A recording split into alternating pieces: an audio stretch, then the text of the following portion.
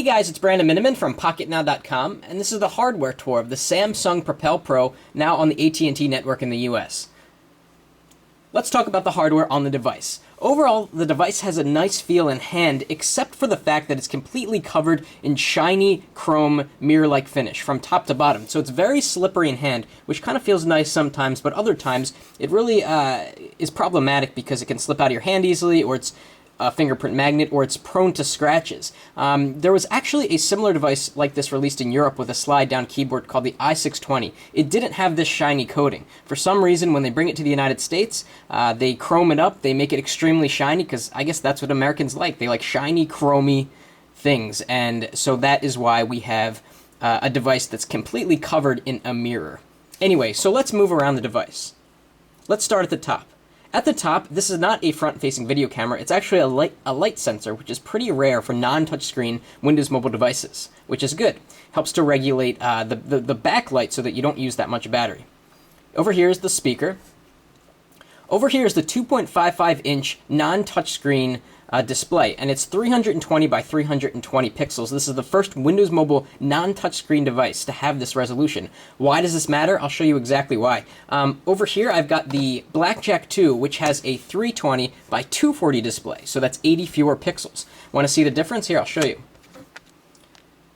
So I'll start off in the home screen, and you can see immediately that you get to see more information on the home screen because of the taller screen. But let's go into the Start menu. And again, here, lists are all longer. You can see more of an email on the screen when you're web browsing. It really makes a difference. So that's one of, I think, the best features of having that extended screen, is to be able to see more on the screen at one time. Okay, so let's move along. Below the Samsung logo, we have two soft keys, and they are very pronounced, which is fantastic because you can use them quite easily without feeling for them, or without having to look at them, I should say, because they are just very much raised. If we go down, we have what looks to be a D-pad, but actually there's a joystick in the center. And joysticks aren't terribly usable, especially in this case when the joystick has a little divot in the center.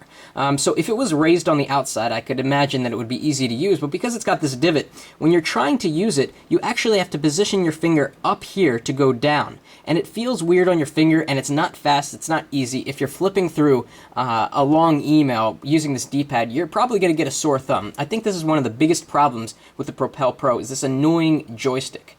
Now, around this joystick area is actually an indicator light. So if I open up the charging port and I plug in the power cable, you'll see that it will light up red,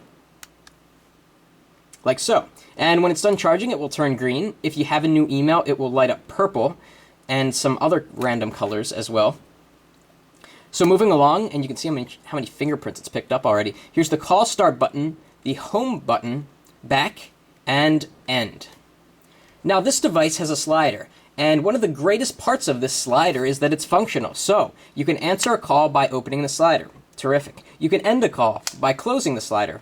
Excellent. You can also lock and unlock the device by opening the slider, which will unlock the device and allow you to use it. Or you can close it, which will lock the device after a period of time, or actually it's already locked. See, I can't do anything. This is great because you don't have to remember to keep holding down the end key and locking your device, or having to go through the annoying key sequence when you want to unlock the device. So that is a major, major plus. Let's go to the side of the device. Over on the side, we have the volume up and down rocker, which is also very pronounced, much like these soft keys. To the right of that is the external micro SD slot, which is good that it's external so that you don't have to take out the battery to put in a new card. Nothing on the bottom.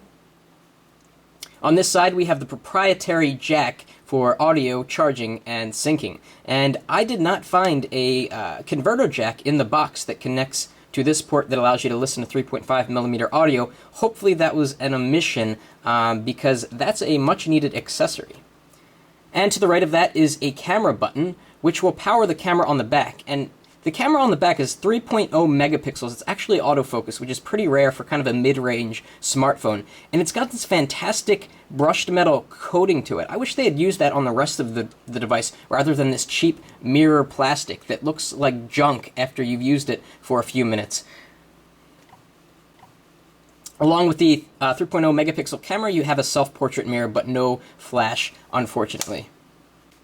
And finally, a little note on the keyboard. I'd mentioned that this keyboard may be as good as the keyboard on the Q9H because they are shaped in a similar fashion, and they have raised bumps on them, so you can feel for them. And I still kind of hold by that, except that these buttons are about 30% smaller than on the Q9H. So if you have smallish or medium-sized hands, then yes, this is a really, really good keyboard. But if you have large hands, or if you're used to keys that are spaced apart, like the Blackjack 2, then you may not like it as much.